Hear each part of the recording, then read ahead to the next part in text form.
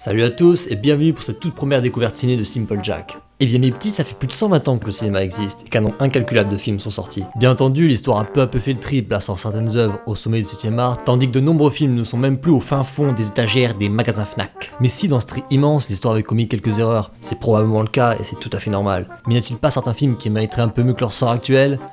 De plus, Internet est aujourd'hui un outil formidable pour découvrir le cinéma et en débattre, seulement une trop petite minorité de films capte une immense majorité d'articles, discussions ou vidéos ciné. Et bien d'une certaine façon et à notre échelle, nous essaierons ici de remédier un peu à cela, en vous présentant des films que nous jugeons intéressants, malheureusement méconnus du grand public, voire tombés dans l'oubli. Il ne s'agira pas de vous donner notre avis détaillé sur le film, mais plutôt de vous le faire découvrir, car à notre sens, il mérite un petit détour. Allez, trêve de bavardage, voici la première découverte ciné.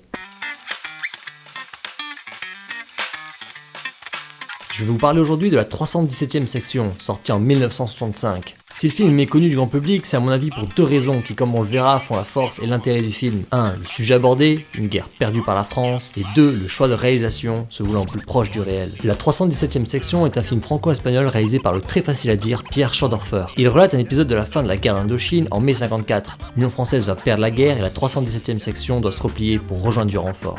Réaliser un film de guerre sur la défaite de son propre camp est chose rare dans les années 60. Nous sommes plutôt en plein le jour le plus long, où Paris brûle-t-il, super production colossale de 3 heures, réunissant des castings de superstars, tout ceci pour glorifier les victoires de l'Occident.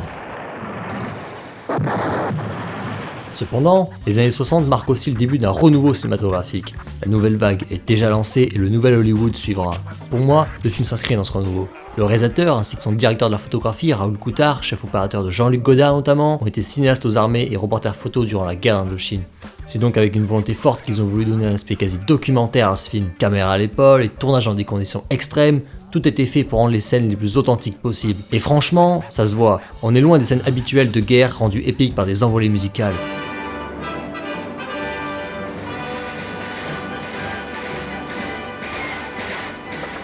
Il n'en est rien ici, la guerre peut être dure et éprouvante, aussi bien physiquement que mentalement. Elle n'a rien de glorieuse. Et en ce sens, le film est très intéressant.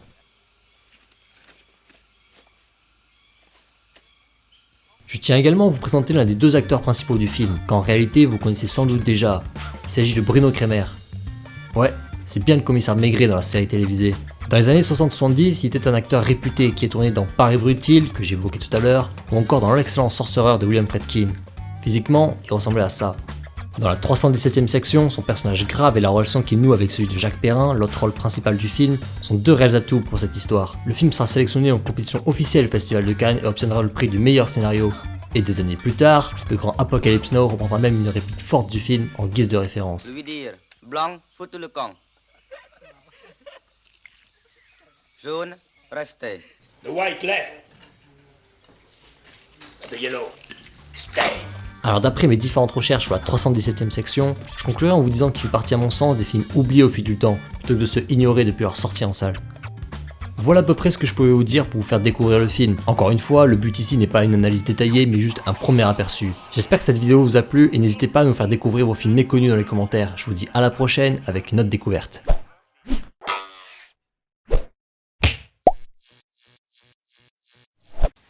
Qu'est-ce que ça veut dire, dégueulasse? C'est la guerre. Ils savent la faire, les fumiers. Chapeau.